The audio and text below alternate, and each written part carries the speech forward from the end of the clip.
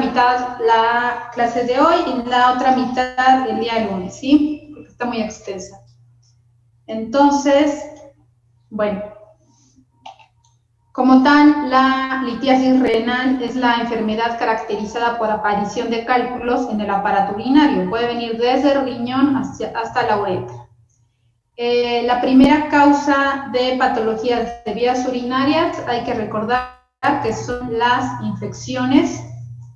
En segundo lugar, tenemos los trastornos de la próstata y en tercer lugar, por prevalencia, tenemos la litiasis renal.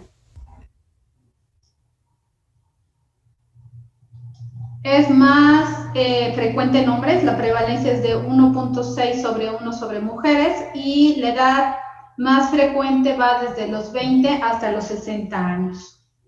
Las mujeres tienen ciertos factores de protección como los estrógenos y bueno, ahorita vamos a ver algunas otras características. Las fases para la formación de cristales. Primero tenemos una sobresaturación de orina, ¿no? Entonces, tenemos una sobresaturación de algunas sustancias, las cuales nos van a precipitar los cristales y formar cristales. Bueno, segunda fase, germinación cristalina. La tercera fase, ya hay un aumento en el tamaño de las partículas formadas, entonces iniciamos con cuestiones microscópicas y van aumentando de tamaño. Y en la cuarta fase tenemos ya una retención de dichas partículas a nivel del túbulo proximal. Y ahí empieza a haber una sedimentación y aumento de estos litos. Bueno, ¿por qué se forman espontáneamente los cristales? Primero porque hay un aumento de la concentración urinaria de ciertos componentes o disminución de la uresis. ¿Por qué se da esto? Porque el paciente no toma agua, porque el paciente solamente toma refrescos. Y bueno, aumento de la concentración, ahorita vamos a ver que hay factores como la dieta o factores metabólicos que hacen que aumente la concentración de dichos cristales. Hay una modificación del pH urinario. Cuando el pH urinario disminuye, hay un aumento de los cálculos de ácido úrico. Cuando el pH urinario aumenta, tenemos cálculos de fosfato de calcio. Entonces, por eso el pH tiene que estar a los niveles que se deben de manejar. Por algo hay una fisiología, una química de la uresis. No debemos aumentar ni disminuir el pH urinario solamente en casos necesarios. Perdón. Después de eso, tenemos modificación o disminución de los inhibidores de cristales, por ejemplo, el magnesio, el citrato, el pirofosfato y algunos oligoelementos nos dan estas modificaciones. Bueno, ¿cuáles son los componentes de un cálculo en general? No estamos hablando de calcio, de ácido úrico, en general todos los cristales tienen un núcleo, de la nucleación viene el crecimiento y hay agregación. En la nucleación tenemos un inicio en el proceso de la formación de cálculos y tenemos que hay una inducción de la matriz proteica, los cristales y los cuerpos externos. Entonces, así se inicia el proceso de nucleación, después crecen y por último agregación. Bueno, se supone que los cálculos están compuestos por proteína, exosa y exosamina. Del 2 al 10% del peso es este compuesto. Algunos cálculos tienen escasa calcificación, por ejemplo los de ácido úrico, ¿no? Y también tienen un nido de agregación. Este papel es inactivo, sobre todo en algunos tipos de infecciones, ahorita vamos a ver. Y entonces, ¿qué pasa con estos cálculos? Empiezan a producirse a nivel renal y de aquí pueden salir hacia la vía urinaria o pueden quedarse en este sitio. Ya vimos que en el túbulo contorneado. Entonces, ¿qué pasa si el cálculo se queda aquí? Pues nos da datos de inflamación, de dolor, de infección, sangrado a este nivel, a nivel renal. Si el cálculo es pequeño, logra liberarse y viaja a la vía urinaria, pues tiene algunas alternativas. Una es atorarse en los ureteros, que es cuando tenemos urolitiasis ureteral, da mucho dolor, da cólico, ahorita vamos a ver. Y bueno, a partir de ahí puede haber obstrucción del flujo de orina, hidronefrosis e incluso puede perder el riñón el paciente.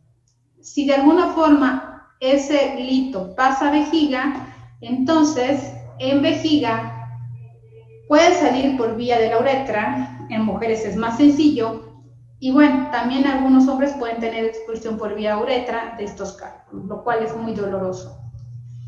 Ahora, también se puede atorar a este nivel, en la unión de la vejiga con el uretero, y bueno, también nos va a dar prácticamente los mismos síntomas que nos daría a nivel del uretero.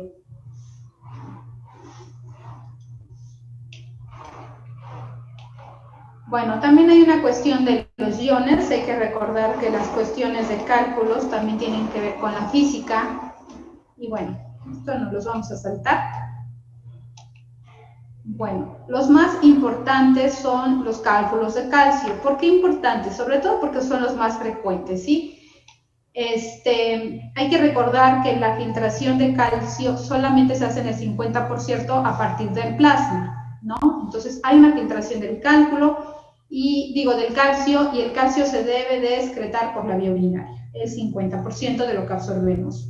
Entonces, este calcio puede pasar directamente en la orina si es cantidades pequeñas, o puede empezar a haber precipitación cuando es alto. Puede haber precipitación de igual forma si la orina no es abundante, porque entonces no hay un buen flujo y se empieza a atorar. Ahorita vamos a ver algunos casos por los cuales hay cálculos de calcio. Y bueno, el oxalato, ¿no? El oxalato es parte prácticamente de nuestra dieta día a día y bueno, influye mucho en el metabolismo.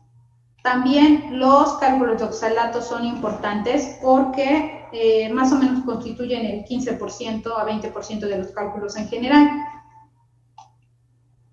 Y bueno, tenemos algunos factores de riesgo para formar más cálculos de oxalato, como son enfermedades inflamatorias del intestino grueso. Bueno, el fosfato también es parte de nuestra dieta, es un ion importante, es un amortiguador y bueno, cuando se une el calcio nos forman cálculos de fosfato de calcio. También ahorita vamos a ver las causas por las cuales se forma, pero bueno, sobre todo es nuestra dieta, ¿no? Un exceso en la dieta empieza a hacer que se excrete más y muchas veces el riñón, apaguen su micrófono, el riñón hace que se empiece a precipitar. Y bueno, los cálculos de ácido úrico también son parte de nuestro metabolismo. Hay que recordar que viene a partir de la purina, de las purinas, y cuando hay un pH aumentado a nivel urinario, entonces empieza a concentrarse. Tenemos algunos defectos del metabolismo del ácido úrico, por el cual los pacientes tienen pues ya elevación de ácido úrico sérico y por lo tanto pues van a tener precipitación en la orina.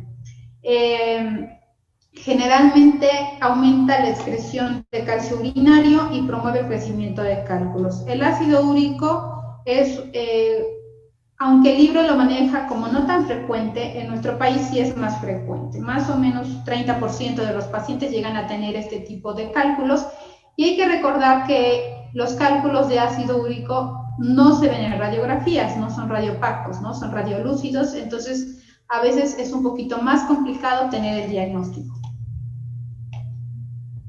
Y bueno, también tenemos algunas cuestiones con el citrato, el magnesio, que no son los más comunes. Aquí tiene mucho que ver los estrógenos y bueno, esto no lo vamos a ver tanto porque si no ya son demasiados. Y bueno, ¿cuáles son los factores predisponentes en general a hacer cálculos? Pues tenemos tanto extrínsecos como intrínsecos. También tenemos cuestiones ambientales. La dieta, ¿no? Ya habíamos dicho que no tome agua el paciente, que tenga una dieta excesiva en calcio, una dieta excesiva en proteínas, que tenga como tal algún trastorno del metabolismo que haga que el calcio ni las proteínas se absorban de forma correcta y queden en la vía urinaria. Acá esta taza del baño nos recuerda que los pacientes que no van al baño, sobre todo las mujeres, porque no tienen tiempo, porque no les da pena ir en algún lugar, porque los baños están sucios, pues retienen la orina. Y la orina retenida hace que se sedimente y que haga con mayor frecuencia cálculos. La dieta rica en sal también ha demostrado que ayuda a la precipitación de cristales y por lo tanto a formación de cálculos. Y bueno, dentro de los intrínsecos ya dijimos la dieta, pero bueno, los antecedentes familiares. Si tenemos papás o hermanos con cálculos renales, es muy común que los pacientes se afecten. La obesidad, sobre todo la obesidad, está dada la relación por los hábitos alimenticios. Recuerden que casi todos los pacientes obesos en nuestro país es gente que consume demasiado refresco.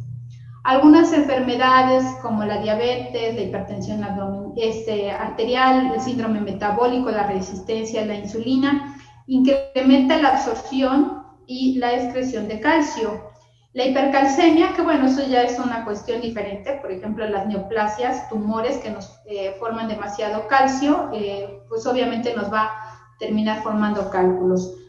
Algunas patologías como el hiperparatiroidismo también nos causan cálculos renales. Y bueno, ya habíamos dicho, ¿no? El aumento del ácido úrico sérico, lo cual es la enfermedad gota, nos da mayor riesgo hasta de 2 veces de padecer cálculos renales. Y bueno, entonces ahora vamos a ver las especificaciones diagnósticas y terapéuticas en la litiasis por sales de calcio, ácido úrico, cistina y xantina, que bueno, son prácticamente las más comunes. Generalmente hay una acumulación en el sistema colector, lo cual tenemos una nefrolitiasis en el 80-85% de los casos.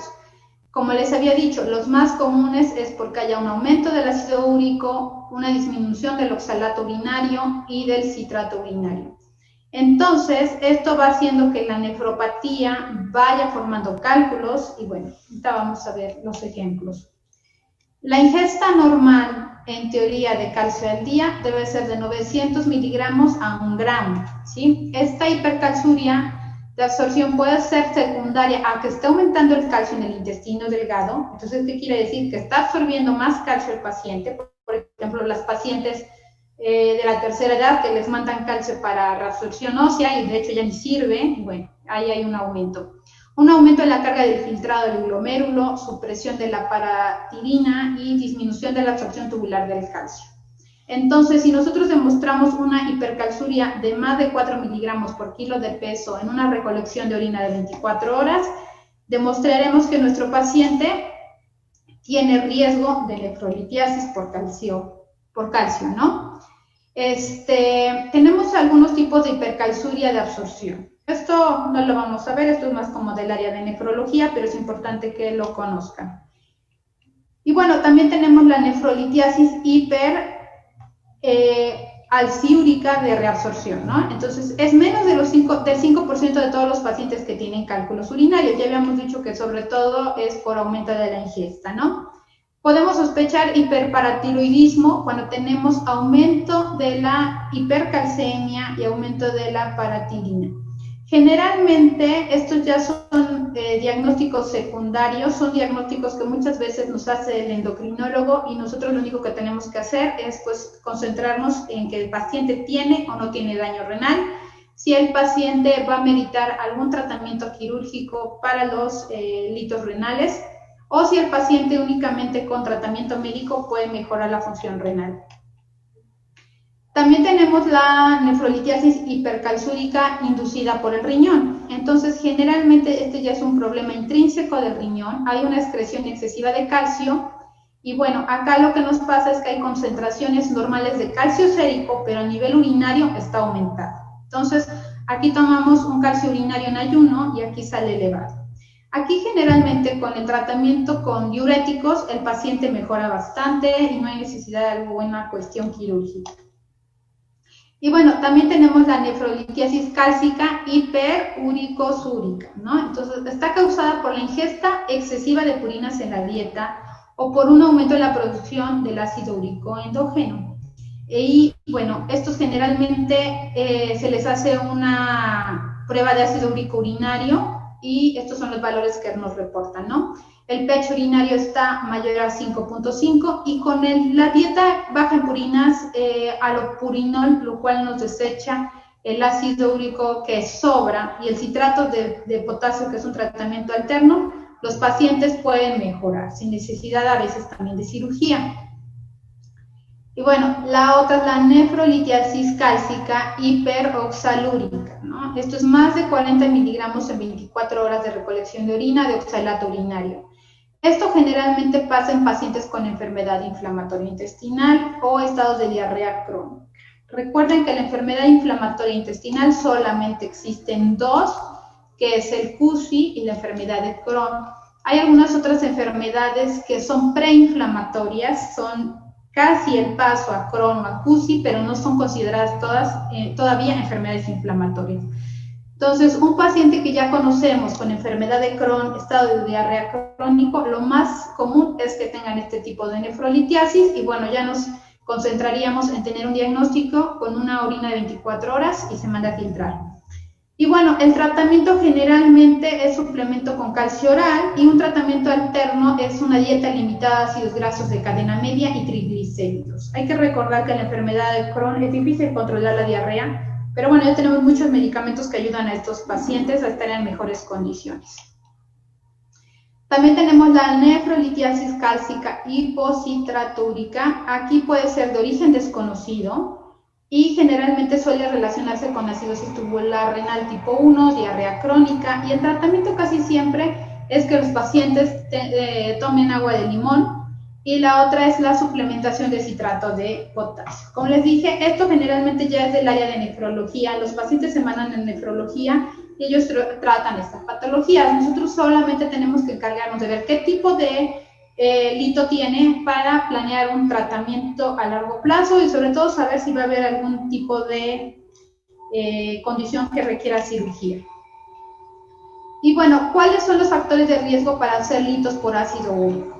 Generalmente, ya habíamos dicho, pacientes con gota, los pacientes que tienen alguna enfermedad mieloproliferativa, un paciente que pierde peso rápidamente o la exposición a tratamientos contra el cáncer, o sea, quimioterapia, ¿no?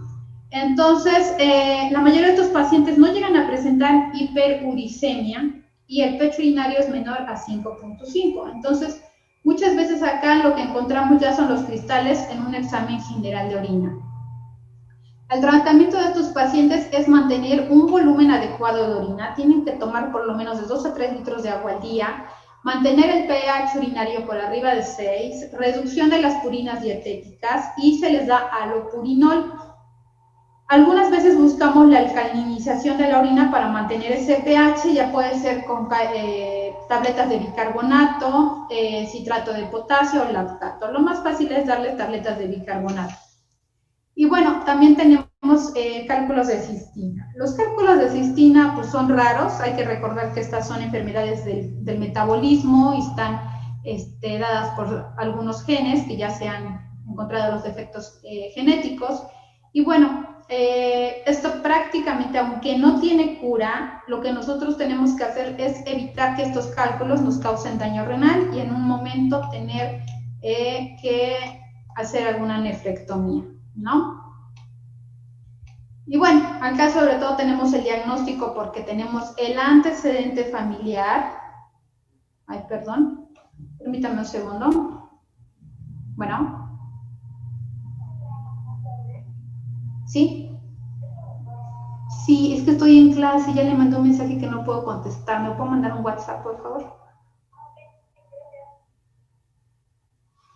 Bueno, entonces, tenemos que hacer una evaluación cuantitativa de cistina urinaria en 24 horas, pero sobre todo el antecedente familiar. Ya en nuestros días ya es muy común que la mamá, el papá, los abuelos, los hermanos tienen el antecedente y entonces se manda a estudiar esto, se ven los cristales y bueno, ya tendríamos un diagnóstico.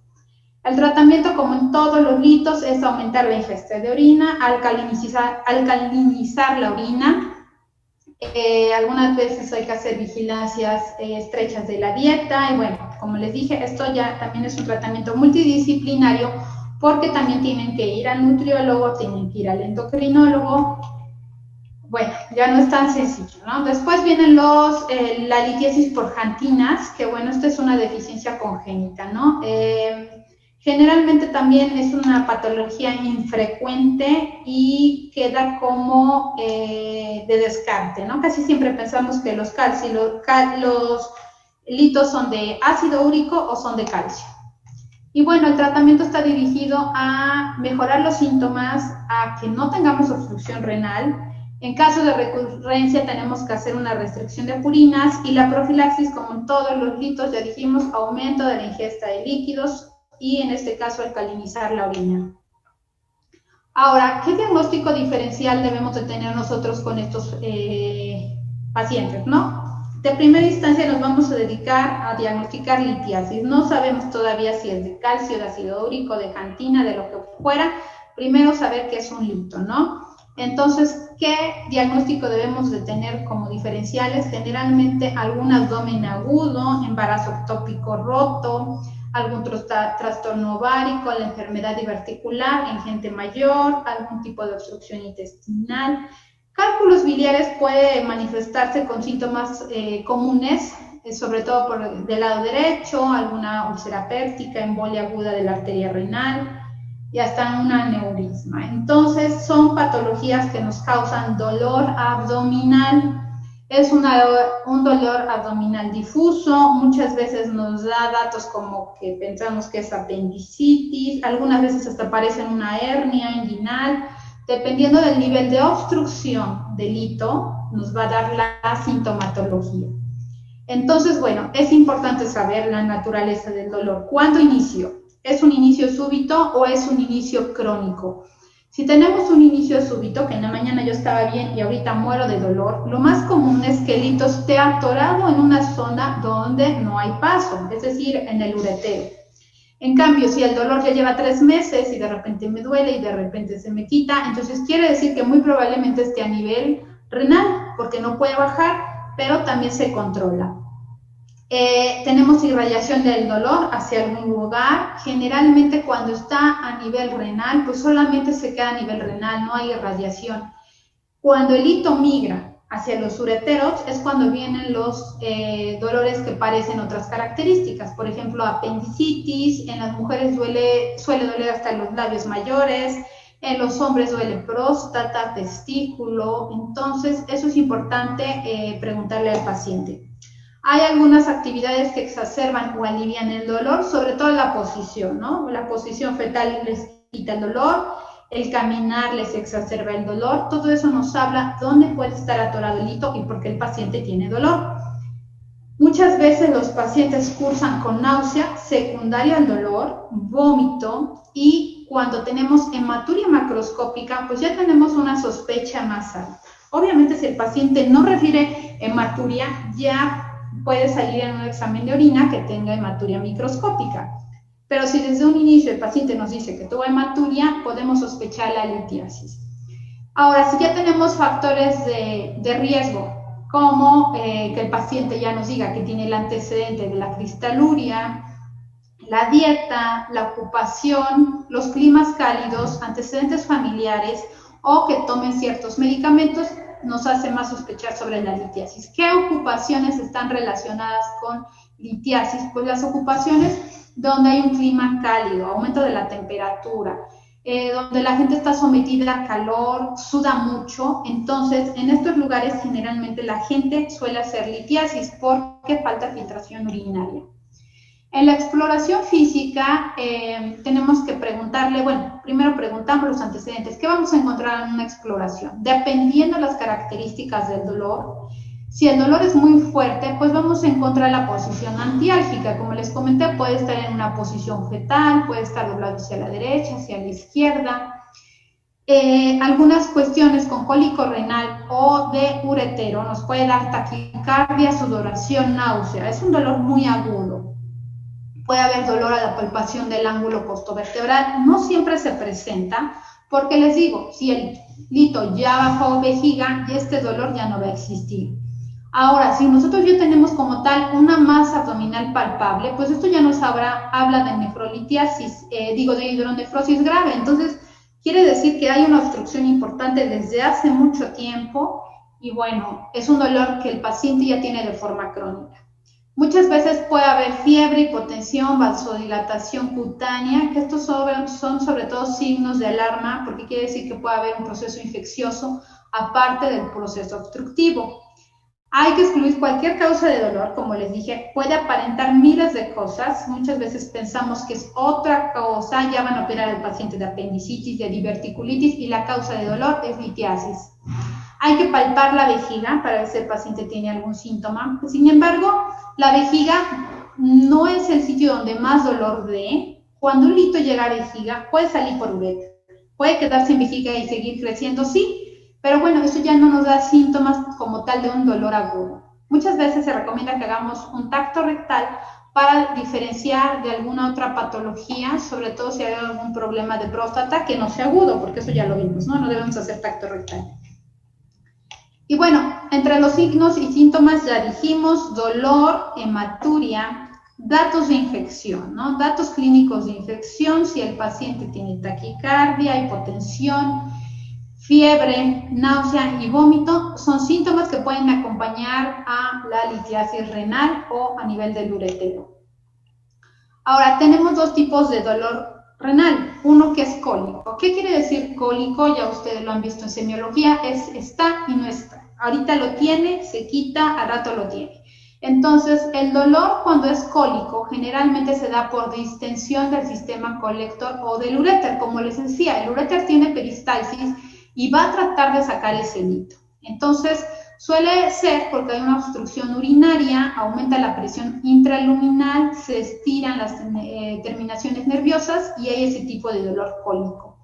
Cuando no hay dolor cólico, entonces generalmente el dolor está a nivel renal y es causado por una distensión de la cápsula. Todo el tiempo tiene el dolor, a lo mejor no es un dolor fuerte, a lo mejor sí, pero el dolor no se quita, ¿sí? Y bueno, el dolor está en función en la mayoría de las veces del grado de obstrucción que tenga la vía urinaria.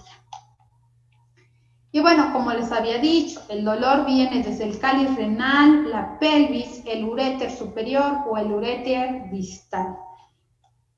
Puede haber dolor a nivel de la uretra en hombres, porque bueno, mujeres pasan la uretra y ya se va a quitar el dolor. Sí, sobre todo si el lito se llega a atorar en la uretra, entonces el paciente no va a poder orinar. Son cuestiones raras, casi siempre se queda en la vejiga o de plano sale de forma rápida. Y bueno, cuando hay dolor en el cáliz renal, generalmente está formado por los cálculos que nos está causando una obstrucción. Es un dolor sordo, el paciente refiere dolor en la espalda y va desde leve hacia fuerte, como le dije, ¿no? Y se exacerba al tomar líquidos. ¿Por qué? Porque el riñón sigue filtrando y acá no hay paso, aquí no hay paso y entonces empieza a haber hidronefrosis. Y bueno, un cálculo obstructivo de más de 1 centímetro generalmente obstruye la unión del uretero con la pelvis. Casi siempre mayores a 5 milímetros ya pasa esto, pero bueno, la literatura acá nos dice 1 centímetro. Entonces, acá tenemos que tener un diagnóstico diferencial con un padecimiento abdominal agudo que causa mucho dolor, como la pancreatitis, ¿sí? Cuando el dolor es sordo y se va hacia el abdomen, pensamos que no hay obstrucción de la vía urinaria, no es un lito tan grande. Y bueno, también habíamos dicho que el dolor puede ser a nivel de la 12ª costilla, que es en el ángulo costovertebral. Bueno, seguimos con la cuestión del dolor. Diagnósticos diferenciales, ya habíamos dicho, apendicitis, apendicitis y algunos síntomas gastrointestinales, ¿sí? Entonces, ya dijimos datos clínicos, imágenes radiológicas. ¿Qué sigue? Primero, ¿qué haríamos? Radiografía de abdomen, ya no se ven si son de ácido úrico, si son muy pequeños, si son de calcio, tampoco los vamos a alcanzar a ver. Entonces, el día de hoy siempre pedimos tomografía computarizada. Es la elección en pacientes con un cólico renal agudo y, bueno, este nos dice dónde está el hito.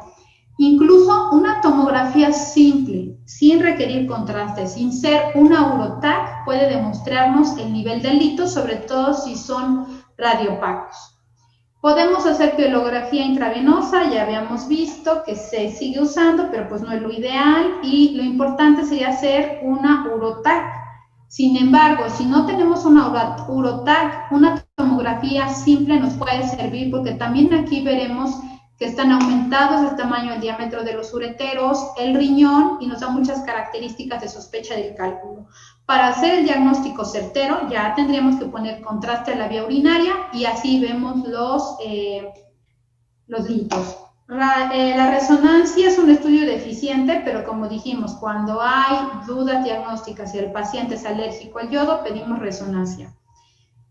Y bueno, la gamografía nuclear en sí no la pedimos para esto, solo la pedimos cuando queremos quitar un riñón porque tiene litos. Si pensamos que ese riñón ya no funciona, para eso lo pedimos, para valorar la función renal. No lo pedimos para diagnosticar la litiasis. Y bueno, estas son unas imágenes de una litiasis en una radiografía simple de abdomen. Digo, el paciente obviamente debe tener un compromiso importante de su riñón. Es difícil verlo, pero bueno, muchas veces en una radiografía de abdomen nos sirve. No es lo ideal, pero pudiera ser útil. El ultrasonido es útil, también es útil, sin embargo, es operador dependiente, ya no lo usamos del todo.